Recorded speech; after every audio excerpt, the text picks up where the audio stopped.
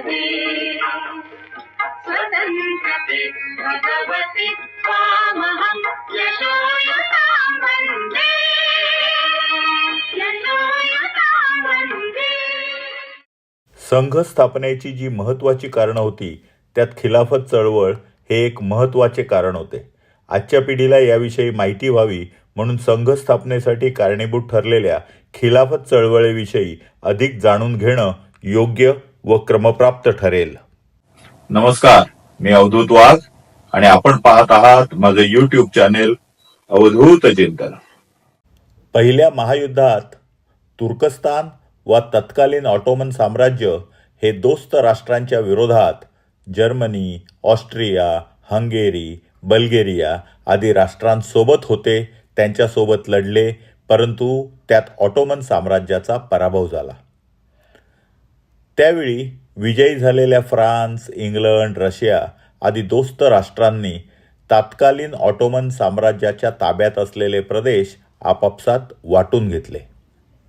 सकल इस्लाम या कल्पनेचे प्रातिनिधिक व जिते जागते उदाहरण असलेला ऑटोमन साम्राज्याचा सुलतान, जो जगभरातील सर्व मुस्लिमांसाठी खलिफा होता, त्याला बंडखोर उच्चपदस्थ सैन्याधिकारी व सुधारणावादी नेता केमाल पाशाच्या मदतीने सत्तेतून पायउतार केले व त्याला देशोधडीला लावले. इंग्रजांच्या या कृत्यामुळे जगभरातील सर्व मुस्लिम समुदाय इंग्रजांवर नाराज झाला होता, अशी मांडणी काही जण करतात.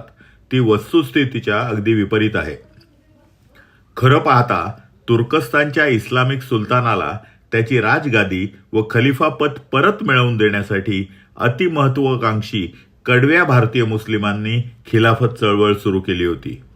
ऑटोमन साम्राज्य लयाला जाणे व खलिफापद खारिज होणे हे फक्त निमित्त होते, परंतु या निमित्ताने दार उल हर्ब म्हणजेच पापी लोकांची भूमी म्हणजेच हिंदुस्थानला दार उल इस्लाम बनवणे म्हणजेच हिंदुस्थानात शरीयत कायदा आणून इस्लामी राजवट आणणे हा त्यामागील छुपा पण तेवढाच स्पष्ट हेतू होता. खिलाफत चळवळ ही एक केवळ चळवळ नव्हती, तर इस्लामच्या धार्मिक वर्चस्ववादाचे जागतिक पातळीवर लढवले गेलेले व सकल इस्लाम या ध्येयाप्रत जाण्यासाठी छेडलेले एक छुपे धर्मयुद्ध होते. खिलाफत चळवळीला प्रोत्साहन देणारे व भारतात त्यासाठी आंदोलन करणारे एक जात सारे अलीबंधू सारखे खिलाफती नेते दाखवायला काँग्रेसी पण खरे कडवे व कट्टर धर्मांध इस्लामी धर्मगुरू होते. त्यांनी साऱ्या देशभर मुस्लिमांना ब्रिटिशांविरोधात धर्मयुद्धाचे आवाहन केले. खिलाफत चळवळीतील लाचार भारतीय मुस्लिम नेत्यांच्या स्वतःबद्दलच्या एवढ्या भ्रामक कल्पना होत्या की त्यांना वाटे संपूर्ण मुस्लिम जगतात त्यांना मान आहे व त्यांच्या मताला किंमत आहे. आगा खान व अमीर अली यांच्यासारखे धर्मांध खिलाफती नेते एकदा तुर्कस्तानचे राष्ट्रप्रमुख केमाल पाशाकडे गेले व त्यांनी अब्दुल अझीजला खलिफा करा अशी विनंती केली. केमाल पाशाने त्यांची ही मागणी वजा विनंती झिडकारून लावताच त्यांनी हार न मानता केमाल पाशालाच विनंती केली की कमीत कमी केमाल पाशाने स्वतःलाच खलिफा म्हणून घोषित करावे. त्यांच्या या मूर्खपणाच्या मागणीने संतापलेल्या केमाल पाशाने त्यांच्यासमोरच एक आदेश काढला व खलिफा हे पदच रद्द करून टाकले. यानंतर खिलाफतचे नेतृत्व करणारे अलीबंधू, शौकत अली यांच्यासारखे आगाऊ नेते शिष्टमंडळ घेऊन अरबस्तानचा राजा अब्दुल अझीज इब्न सौल याला भेटायला गेले व त्याला खलिफापद स्वीकारण्याची विनंती केली. त्याला नकार देत त्या राजाने अलीबंधू व शिष्टमंडळातील इतरांना तुम्ही भारतात परत जा व आधी ब्रिटिश सत्तेपासून तुमच्या देशाला म्हणजेच हिंदुस्थानला स्वतंत्र करा असा सल्ला दिला. त्यांचा हा सल्ला मानण्यास विरोध करणाऱ्या शौकत अलीला राजाने अपमानित करत बाहेरचा रस्ता दाखवला. परंतु यापासून काही धडा घेतील तर ते माथे फिरू कचले. त्यामुळे अलीबंधू यांनी प्रयत्न न सोडता इराणचा सत्ताधीश रेझा शाह पहलवी याला जाऊन भेटले. पण त्याने ही खिलाफत चळवळीबाबत काहीही रस न दाखवता अलीबंधूंची उभ्या उभ्या बोळवण केली. हे कमी की काय म्हणून 1921 साली महम्मद अलीने अफगाणिस्तानचा अमीर अमानुल्ला याला पत्र पाठवून हिंदुस्थानवर हल्ला करण्याचे निमंत्रण दिले व त्याला या कार्यात सर्व प्रकारे मदत करण्याचे आश्वासनही दिले. पण त्याच्या या निमंत्रणाला अमीर अमानुल्लाने वाटाण्याच्या अक्षता लावल्या. अशा तऱ्हेने मुस्लिम जगतातील एकाही राष्ट्रप्रमुखाने खिलाफत चळवळीला काडीचीही सहानुभूती दाखवली नाही. परंतु त्याच्या अगदी विपरीत हिंदुस्थानातील मुस्लिमांनी मात्र आंतरराष्ट्रीय राजकारणाच्या विषयात विनाकारण नाक खुपसून आपल्या देशबाह्य निष्ठांचे प्रदर्शन घडविले. दुर्दैवाने देशाच्या स्वातंत्र्य लढ्याचे नेतृत्व करणारी काँग्रेस व गांधीजी मुस्लिम तुष्टीकरण करण्याच्या नादात खिलाफत चळवळीला सक्रिय पाठिंबा देऊन बसली. गांधीजींनी ब्रिटिशांविरुद्ध पुकारलेल्या असहकार आंदोलनाला मुस्लिम समाजाचा पाठिंबा मिळावा व त्यांच्या धार्मिक भावना भडकावून का होईना त्यांना असहकार चळवळीत सहभागी करून घ्यावे या हेतूने काँग्रेसने खिलाफत चळवळीला प्रोत्साहन दिले असे काही जणांचे मत आहे. पण त्याचबरोबर ब्रिटिशांच्या विरोधात धर्मयुद्ध छेडणाऱ्या खिलाफत चळवळीला बहुसंख्याक असलेल्या भोळसट हिंदूंचा सहजगत्या पाठिंबा मिळावा म्हणून गांधीजींनी असहकार चळवळ सुरू केली असे काही विचारवंतांचे म्हणणे आहे.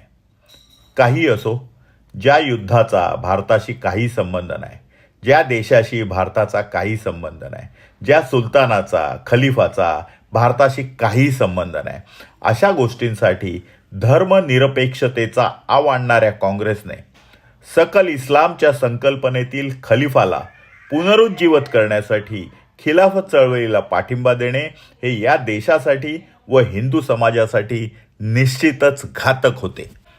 खिलाफत चळवळीच्या नावाखाली गांधीजींनी व काँग्रेसने भारतातील मुस्लिमांना संघटित होण्याची व जरूर पडल्यास धर्मासाठी संघर्ष करण्याची संधी दिली. मुस्लिम लीगने आधीच मुस्लिमांच्या मनात द्विराष्ट्रवादाची बीजे पेरली होती. त्याला खतपाणी घालण्याचे काम या खिलाफत चळवळीने केले.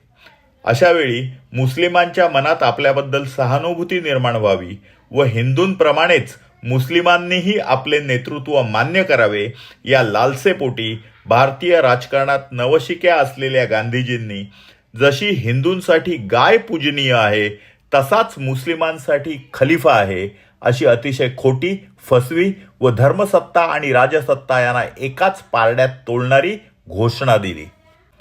या घोषणेमुळे खिलाफत चळवळीचे नेतृत्व करणाऱ्या मुस्लिम धर्मगुरूंनी जरी गांधींना खिलाफत चळवळीचे वरकरणी नेतृत्व बहाल केले होते तरीही गांधी एक काफिर आहेत, ते आमचे नेते कसे होऊ शकतात अशी भाषा सुद्धा खिलाफत चळवळीतील मुस्लिम नेते खुलेआम करत होते.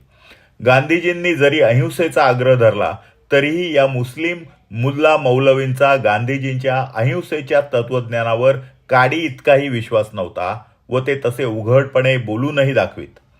वास्तविक पाहता गांधीजींची अहिंसेची कल्पना व आग्रह फक्त हिंदू धर्मीयांपुरता मर्यादित होता.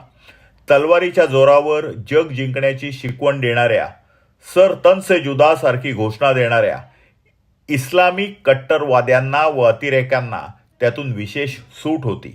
यावरून असा निष्कर्ष निघतो की जोपर्यंत गांधीजींचे निर्णय मुस्लिमांच्या हिताचे आहेत तोपर्यंत गांधीजी मान्य अथवा गांधीजी अमान्य अशी साधी, सोपी, सरळ व व्यावहारिक भूमिका मुस्लिम नेत्यांनी घेतली होती. खिलाफत चळवळीला बॅरिस्टर महम्मद अली जिना व डॉक्टर मुख्तार अहमद अन्सारी यांच्यासारख्या काही हाताच्या बोटावर मोजता येतील एवढ्या नेत्यांनी विरोध नक्कीच केला होता. पण गांधीजींच्या दुराग्रहापुढे त्यांना नमते घ्यावे लागले. एकीकडे असे नेते मागे पडत चालले असताना भडकाऊ व हिंसक भाषणे करणाऱ्या वहाबी मुल्ला मौलवींना अफाट लोकप्रियता मिळत होती. थोडक्यात काय तर खिलाफत चळवळीला पाठिंबा देऊन गांधीजी व काँग्रेसने भारतीय मुस्लिमांची मूलतत्ववादी विचारसरणी अधिक बळकट करण्यास मदत केली. हिंदू समाजापुढे त्यामुळे धोकादायक भविष्य आहे याचे संकेत दिले.